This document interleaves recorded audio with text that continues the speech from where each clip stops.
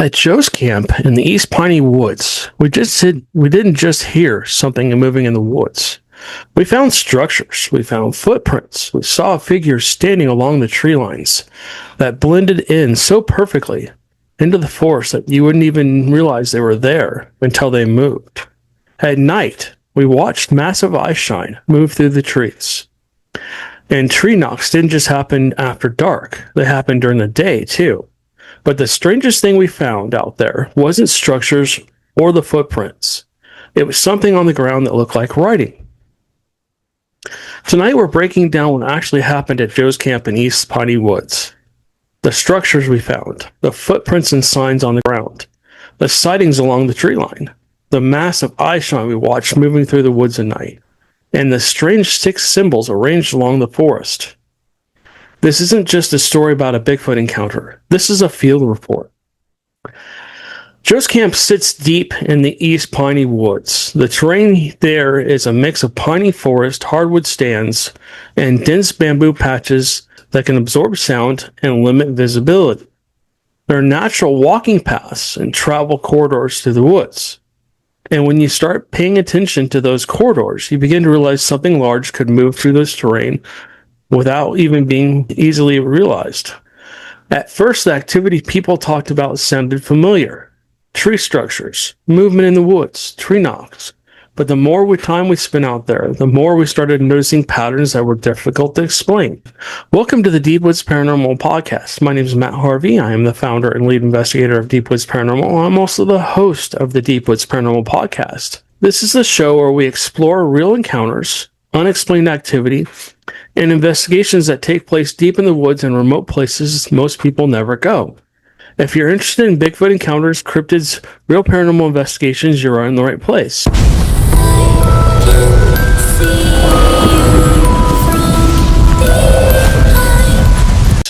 Now let's get back to Joe's camp. I really want to dive into the evidence that we found. So let's talk about the 10 talking points. Number 1, arriving at Joe's camp. Number 2, the first signs something was happening. Number 3, tree structures and tree teepees. Number 4, footprints and ground signs. Number 5, the stick symbols. Number 6, daytime sightings. Number 7, how they blended into the tree line. Number 8, nighttime activity and eye shine. Number 9, tree knocks day and night. And number 10, the feeling of presence. So when we first arrived at Joe's camp, it literally is the middle of the forest. I was driving through, there's just like, it's out in the middle of nowhere, guys. And when you drive up to his driveway, I mean, the trees were beautiful. Like I said before, I'm not going to get too much into this, but it was basically like a forest. Like you just drove through into the forest. He lives off old logging roads, and he's not close to anything really. He had, like I said before, I've talked about this before, so I'm not going to talk about it too much. He had 3 travel trailers in the front of his property, maybe the first, acre or 2. Again, he had 55 acres, so it wasn't a small property. And then the property around his property was all forested too. And then, again, most of it was his family's properties, because they owned, I don't know what it was, 200,000 acres, something like that. Back before the Civil War, they inherited it and then kept it, and little by little it moved off to other people. And a lot of his family still does live up there. So the East Piney Woods environment is a lot of pine trees, oak trees, and other types of trees. It's very thick. The brush is very thick as well. Joe had gone through and done a good job clearing out paths, but something else cleared out paths too, not just Joe. And then also he grew a bunch of bamboo on if you're looking straight at his property, it's like a football field essentially, guys. Maybe a little bit wider and maybe a little bit longer than a football field, but 55 acres in that kind of a long fashion. So essentially, he had cleared out the first section of it and made that his home, and the back he just left wild. There was natural springs on his property. He had at least 3 or 4 natural springs where the water would bubble up through the sand and the debris, and basically make little creeks and rivers. Some of the time when it really rained, those creeks and rivers got about 3 or 4 feet deep. Most of the time, they were probably about a foot or 2 deep, and the water was crystal clear. Filtered and everything. I mean, I wouldn't have done it, but you could have gone and basically drank out of it. And maybe that was part of the reason the Bigfoots came onto his property. Joe always said that was part of the reason. Again, natural walking paths and travel corridors. He had cleared some of the trees and stuff like that. Before he moved onto the property, it was so thick, you couldn't even walk into the property. He had to use a machete and a chainsaw to basically get his way up into the first 20, 30 feet, where he spent a very adventurous first night. If you guys want to know more about that, you can go back and listen to the last podcast. But essentially, where the trees were, they created a lot of shade. And essentially, he's kind of on a slope, maybe about a 25-degree slope. When you first come onto his property, there's a little bit of a hill, maybe about a 45-degree angle. You have to drive up and then on, and the mud. Oh my gosh, we used to get stuck in the mud trying to get up or out of there all the time. He had to take his tractor and essentially pull us out, or pull us up. Or sometimes we just had to park down below, and he would come down with his 4x4 and his trailer and basically come get all of our, we could bring all our gear up that way. But yeah, I mean, he has deer, foxes, possums, huge squirrels. I mean, the size of cats. I mean, all the animals out there were massive, twice the size of a normal animal that you would think of. And then I think he had seen some wolves at one point. He had seen a couple of mountain lions at other points, a bear one time on his property, and stuff like that. But anyways, so for us, the first sign something was happening, which is point number 2, the movement in the woods. When we first got there and I first looked around, again, it was dusk. I've talked about my first bamboo, my sighting that happened in the bamboo forest. That's, I think, 2 or 3 podcasts ago, where we went over and investigated the area where he was having a lot of activity come from that side, and things were throwing like mud clots and pine cones at his trailer, rocking his trailer, looking into his trailer, seeing a giant head looking in, scaring the living bejesus out of him. And then, of course, all the tree structures, the teepees that were over there, finding things, basically not the way they should be in the forest, finding blinds being made, also finding different symbols on the ground out there underneath some of those tree bends where the trees are bent over. That was crazy. I only saw it started out with just small little thises and that's on the ground, where you would see almost like an X with 2 sticks, or you'd see an X with a square next to it, or something like that. And then it just looked unnatural. I'm like, what is this? And we never disturbed it. We left it be. We didn't touch anything, and they were always near like tree bends only the tree bends. And we'll get into basically the symbols on the ground here further down. But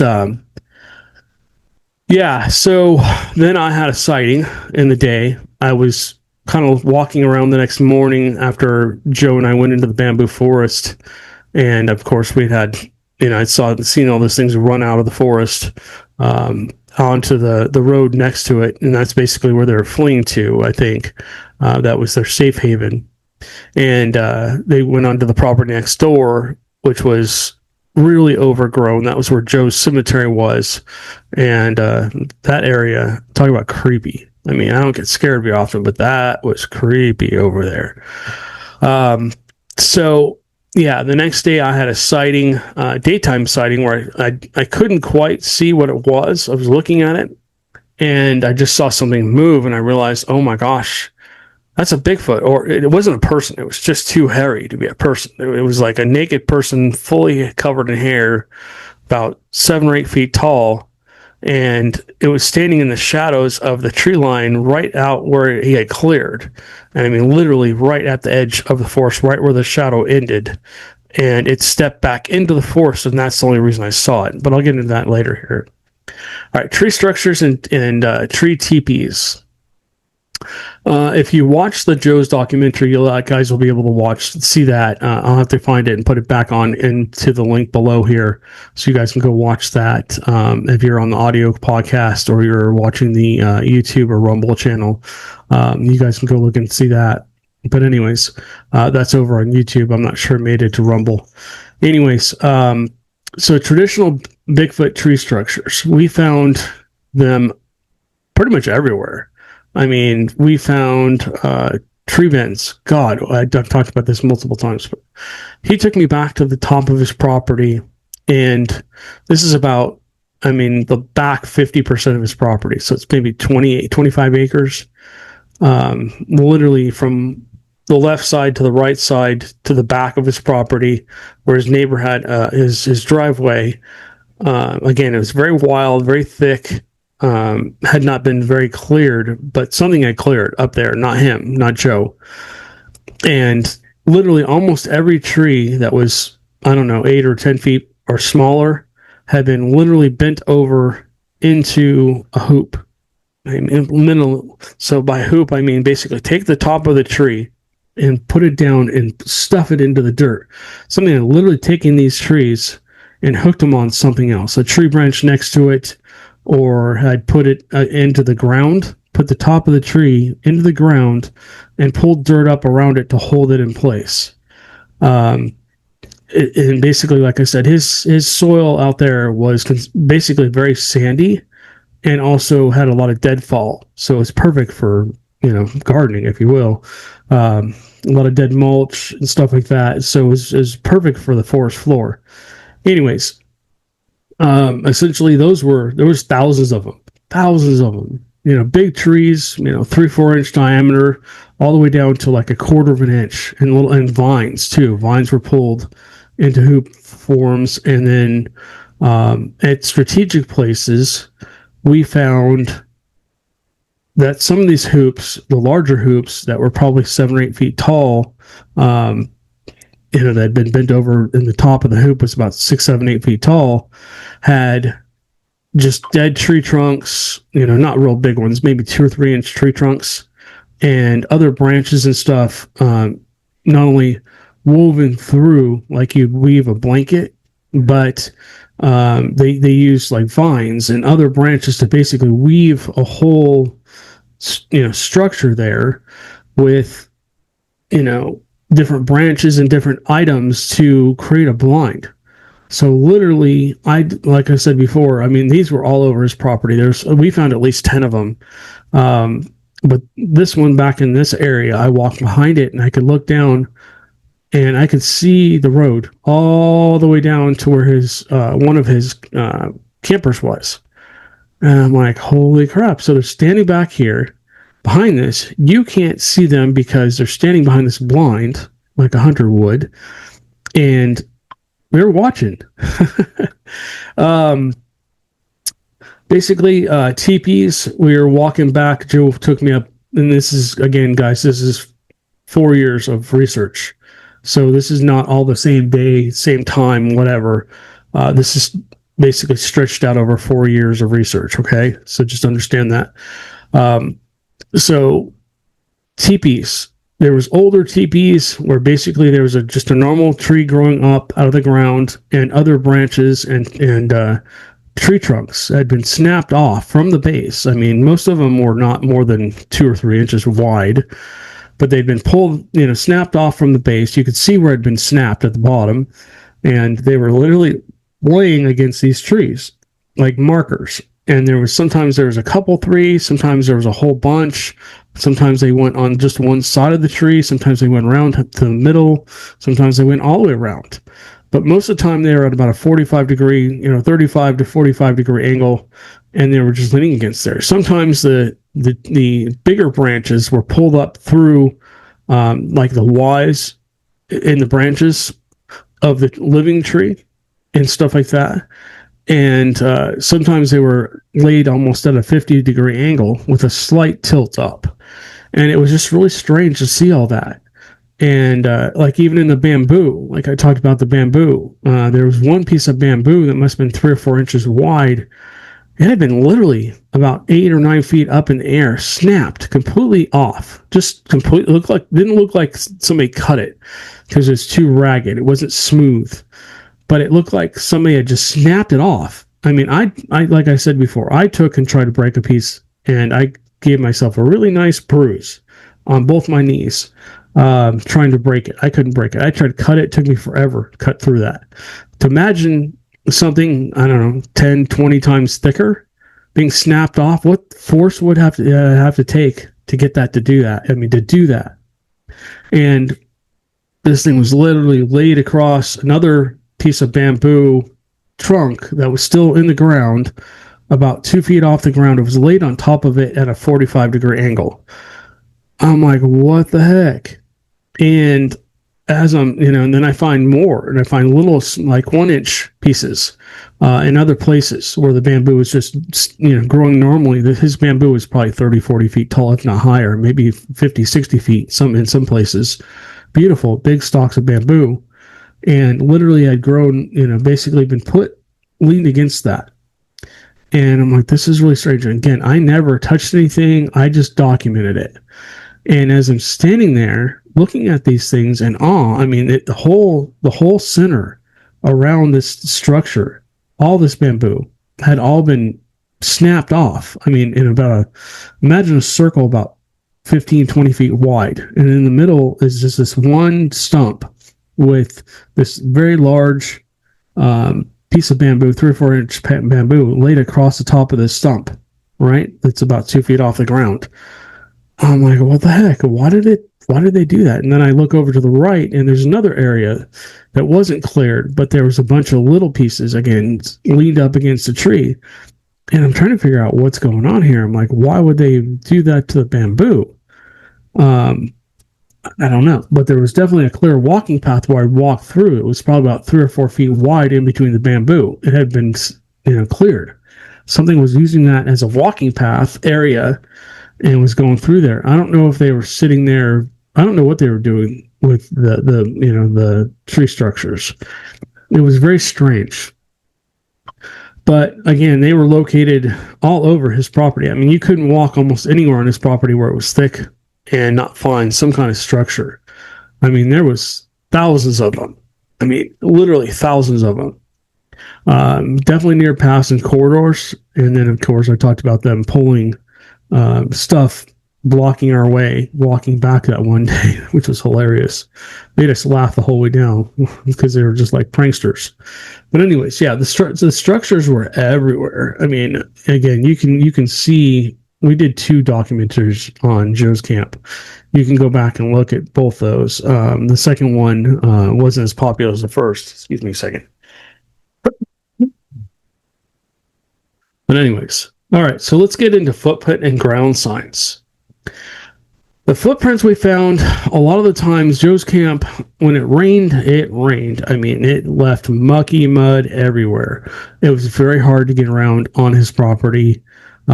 Not just because sometimes it flooded in certain parts, but it was, you'd step into the mud and you'd sink, 2-3 inches in. Sometimes some places you sink 6-8 inches into the ground, almost up to your mid shins. So getting out and looking around for footprints after it rained was very difficult. And I think it rained almost every single time we went up there for some reason. Sometimes it only rained a little bit. Sometimes it just absolutely poured. I remember one night we were up there and we were under a 5 out of 5 severe warning, tornadoes, hail, all that stuff. And it was just absolutely pouring. It poured for like 2 hours. And we were sitting in his travel trailer and I had the light off and the lights were still on outside. And so when the lights were off, Joe put a protective coating on the trailer next to the bamboo forest over there on the left side of his property. So you could see out, and it was like dusk, right? But they couldn't see in. So I don't remember what it was. One of our investigators and I were sitting there. I think it was Christy and I were sitting at the table in the travel trailer right next to the kitchen, and it's like dusk. And I'm looking out, and this is right before it started raining. And I literally see about a 6 or 7 foot Bigfoot, about my size, not huge, not ginormous like you would think a Bigfoot would be, more, like a 7 or 8 foot person that's not big and bulky, just tall, normal build. And it's standing there, and I could see it walk towards the travel trailer. It took 2 or 3 steps and then stopped about, I don't know, 10, 15 feet away. And the only reason I saw it was because I was just I saw it out of the corner of my eye. I saw movement out of the corner of my eye. I'm like, that's weird. And so I turned and looked, and it didn't realize we could see it. So I literally grabbed my phone. I turned the video camera on, and it did not record very well. My phone did not. I guess it was just because of the film that he put on there. It was dark, unfortunately, out. But we could see, but the camera couldn't see it for some reason. Maybe it was probably on the wrong setting.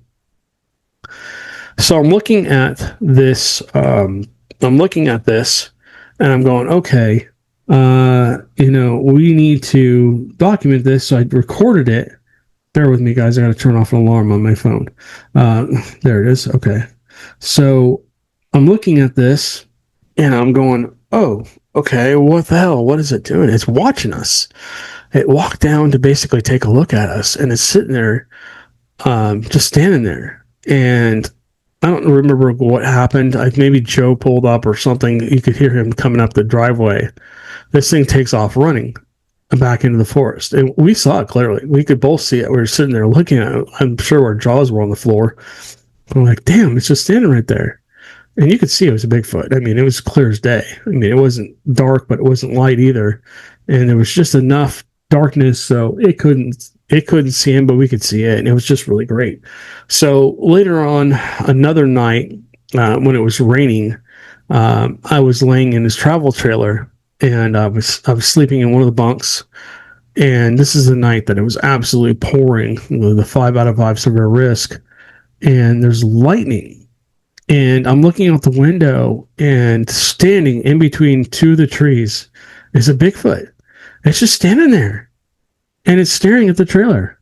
And I could literally see the water dripping off the fur. I was like, holy crap, that's insane.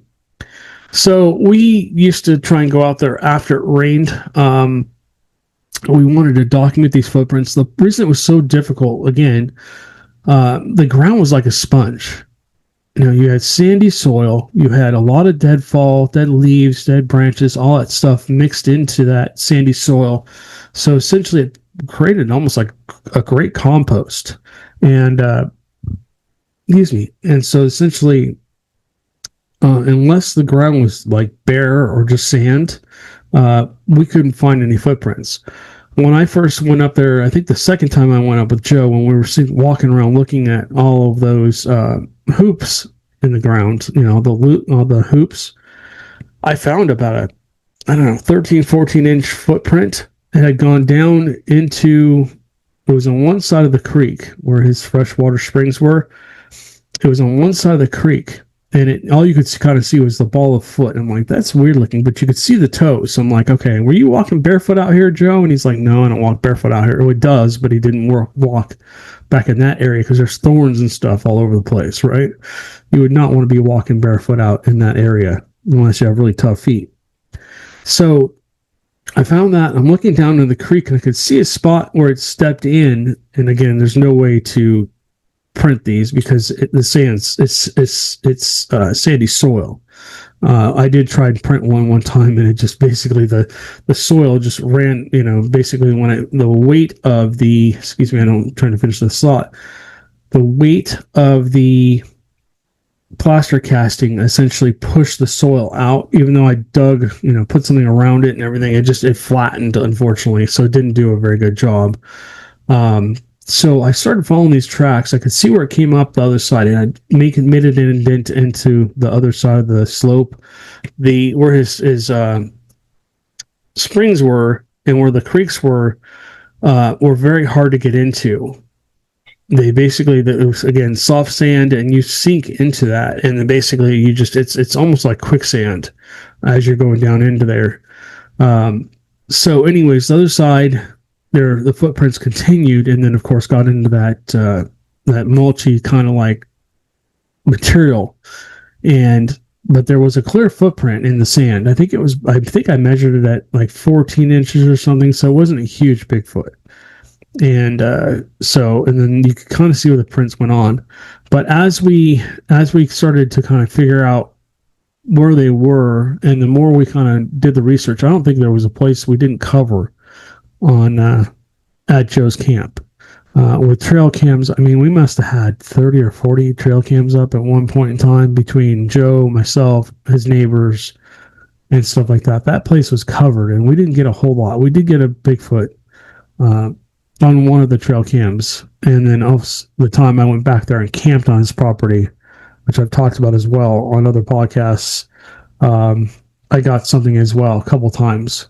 I had, like, my whole area was like, there was no way anything could get in or out without being filmed. Anyways, so yeah, I mean, basically the strides and the spacing between the bipedal movement most of the time was at least 3 or 4 feet, if not wider. Some of the gapes, I mean, we found when Joe decided there was a lightning storm. Let me explain what happened. There was a lightning storm, and a bolt of lightning literally came down and hit one of his pine trees. And that damn thing exploded. The whole top of it exploded. It was like a bomb went off. I was there that night. And it almost set fire to the whole forest. And so Joe, when I looked at it the next day, he was very sad to find out he had bark beetles. And these things are devastating. It had started to kill some of his trees. This tree, thank God, was not dead. Otherwise, it would have been a lot worse. I mean, he and I would have been running for our lives that night, probably, if we got lucky enough to get out of there. But yeah, I mean, it was bad, and a lot of his trees started to get those bark beetles. So he sold off. He went and sold about 300 or 400 of his trees, pretty much clearing a lot of the spots through the back of his property where it was wild. Right? They did a lot of damage going through, getting to those trees and stuff like that, and he got paid for it. But the Bigfoots after that were never happy. They were upset with us, and they put a lot of the old logs that they didn't use back onto the ground so they could drive over them, because again, Joe's camp, when it rains, it turns into a mucky, muddy mess, and with that heavy equipment, they couldn't do anything. So they basically created 2 new logging roads out the back of his property, one on each side of the property, like middle sides of each of his property. And so it just changed, but it grew back. A lot of the trees came back pretty quick. He was going to replant a bunch of pine trees in there with some of the money he made, but unfortunately he passed away before that could happen. So where they had cleared and they had driven the big heavy machinery through, created a lot of mud because it was so heavy, and on these new roads, and there was a lot of deadfall still on the ground, like old leaves and branches and stuff. They used that basically to keep the mud, from the equipment from sinking into the mud. So I was walking over there one day, and essentially I found a huge footprint, the biggest footprint I think I've ever found. And it was probably about 26 inches in length. Now, my foot, it's double my foot. I have a 13 wide. Okay. I got big, flat feet. And I put my shoe up next to this. I looked like I was a child-sized shoe compared to this thing. This thing must have been 8-10 inches wide at the heel, and then kind of spread out as it got, up to the toes. The toes were clear, and of course there was a little bit of water in the toes, so I couldn't cast. It was just too soft, and it was a shame. I think I did get a video of it. Again, if you watch the second documentary on Joe's camp, you might see it.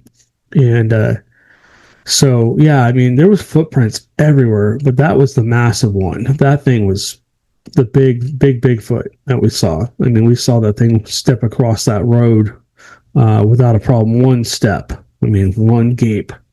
Crazy. All right. So let's get into the 6 symbols. So after he had all the trees cut down, and believe me, there was a lot of trees left. It wasn't like it was completely clear cut or anything. He picked and chose the ones that were dying, and left a lot of the other pine trees there. I mean, he probably had 600 on his property. I think he got rid of 300 or 400, and they left quite a few others. And he had a lot of other trees on his property. It wasn't like he just completely cleared the property. It was still very thick, still a lot of trees, still very forested after he did this. But the middle of his property was a little bit more brushy after that. There was a lot more weeds and stuff in and around that area. So some of the trees left were huge still. I mean, we went out there one night and we were tired. We got there probably about midnight. We got there way later than we wanted to. We decided not to investigate that night. We were going to be there for 4 days anyways. It was like a 4-day holiday. So we're in Joe's camp and we can hear something happening out there. We're hearing clicks and snaps and breaks and stuff. And I'm like, damn, they are upset out there, right? They're not happy. And so as we're sitting there, we finally fell asleep. It kind of died down and went quiet. We went back out there just to look around with the cameras. We couldn't see anything. And so we left it be. And then we went out the next morning and we were shocked to find 2 trees that were kind of left in the clearing had both been kind of pulled over like towards each other. These trees are probably 20, 30 feet tall, maybe had a 3 or 4 inch diameter, maybe a little bit wider base tree trunks. And they were literally looped. The trees were literally pulled down, kind of facing each other, but they were probably about, I don't know, 30, 40 feet apart. And below them was kind of clear was these weird stick symbols. I mean, they were in all different shapes, like a diamond. One looked like a circle. One looked like almost like a C and an R. And then there was an X, and then one that looked like an S, but not like we would write. It looked a little bit different. And then there's other just different things like an L, and it was like it didn't spell anything. It was just weird how it was laid out, but it probably covered about, I don't know, they were probably each about a foot by a foot wide by a foot tall. And this went across the whole, probably about the whole, where in between the whole thing was, maybe 20 feet. And there was a bunch of it. So I looked at it, I'm like trying to figure out what it meant. And I'd seen some strange things like this before on his property, but just like a couple of these, but not this length. It probably went 10, 15 feet long. I mean, it was just a whole bunch of weird symbols, and I couldn't understand it. One was like an asterisk, all made of, really tiny 1/4-inch pieces of stick, like a branch that had been broken off and arranged in these symbols. And they're always, like I said before, they're always located under tree bends. Not so much around structures on his property. Now, I'm not saying this doesn't happen around tree structures too, but it's always around the tree bends for some reason. And it almost like they were saying something to us. Like, I'm pretty sure they were upset. I would be too. I mean, imagine if I came into your living room and I took all your furniture out, or a lot of your furniture out, and I rearranged the place and left it pretty bare. You'd probably be pretty upset too, I would imagine. It was just strange how they did that, and I could never figure out what it meant. And one of these days, I'll have to go back into that footage and see if I can find that exact segment where I found that. Hopefully I did a good job of documenting it. But I would love to have somebody that maybe knows language or whatever, or ancient language, maybe take a look at it and see if they can make heads or tails of it. So, daytime observations, daytime sightings. wasn't just me. So it wasn't just me that was having these sightings. It was Joe. It was his neighbors. It was his family members that would come over and hunt on his property. It was people that I took with me. I've had several people that were skeptic go with me. They were seeing all different shapes and sizes of figures in the tree line. Sometimes there was one, sometimes there was two, sometimes there was five or so that we could see. Usually it was the smaller ones up front, and the only reason you would see them is they basically would move a little bit. And you're like, wait, what? Something just moved back. Oh my gosh. And you're sitting there going, whoa, look. And there was, oh my gosh, look, they're moving. And, like I said, they were all different shapes and sizes and colors: brown, blonde, red, black, or dark brown, whatever you want to call them. And some of them were massive. Some of them were pushing 12, 13, 14 feet. And the only reason we know is we went out there with the damn tape measure to see where they were. And you go into the areas where you'd see them, and there'd be the blinds, there'd be the teepees, there'd be the tree bends. And you're like, okay, that's basically how we figured out, okay, this isn't just a person. And at night, you could see, well, I'll get into the night in a minute, but at night, they would come down even closer, especially if we were in the trailer. You could just see these green eyes, and they were not close together. They were probably 6-8 inches apart, and looking around trees at you. Sometimes they were 2 feet off the ground, sometimes they were right on the ground, sometimes they were 8-10 feet up or more, just kind of watching to see what you were doing. I remember one time we had a camera, and I had a special IR set up where I had the IR lights on the outsides of the camera, not just in the middle, sitting on top of the camera, so we could get more light. And it looked like, I didn't realize it, but it looked like eyes, right? So essentially they were thinking that there was a Bigfoot standing right in front of us or something, because they were trying to figure out what we were doing. Anyways, that was nighttime sightings where you could see through the camera only. You couldn't see them with your own eye. Well, sometimes you could see them with your own eyes, but most of the time it was seen through the camera. You could see the eye shine, or through the infrared binoculars or monoculars that we had. We had a lot of night vision technology. It was always in night vision technology. Unfortunately, we never got any good thermal of them. Number 7, how they blended into the tree line. I've always said this: when a Bigfoot is standing there still, unless you're really, really close to him, and even then, like what happened to me in another location, if they're not moving, you're not going to probably see them, or you're not going to even notice them. They stand completely still. And sometimes they have their arms up, sometimes they don't, sometimes they're like mid-stride, sometimes they're sideways, sometimes they're standing behind a tree, sometimes they'll just all of a sudden peek out. Basically, they just, when they, and it could be a person, you could put a person back there. I mean, Christy and I did this multiple times, and because she went with me a lot, or Joe, or whatever. I would walk up behind one of the blinds, or I'd go walk into the forest just at the edge of the tree line and stand there and have somebody standing 40, 50 feet away. And I wouldn't tell them, I would tell them, turn around, don't look at me. Let me go walk up there somewhere, and I'm going to stand at the edge of the tree line and have you look up there to see if you can see me. No equipment, just your bare eyes. And you can literally stand at the edge of a tree line most of the time, unless you're wearing something like really bright.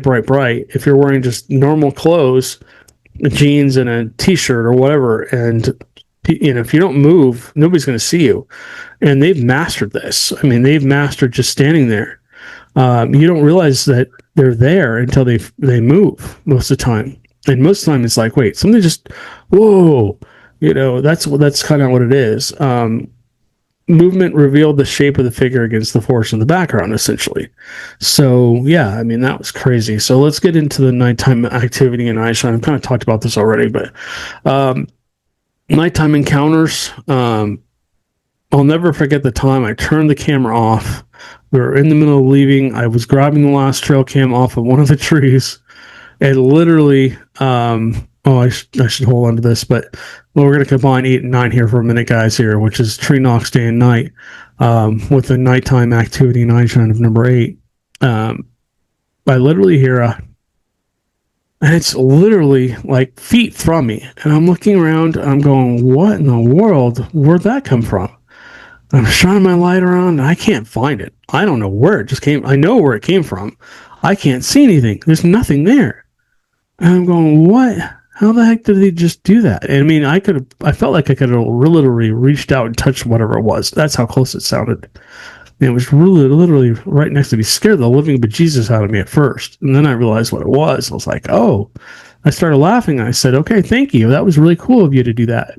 And so, yeah, it was really cool that happened. I mean, that's an encounter I'll never forget. That's something I'll never forget.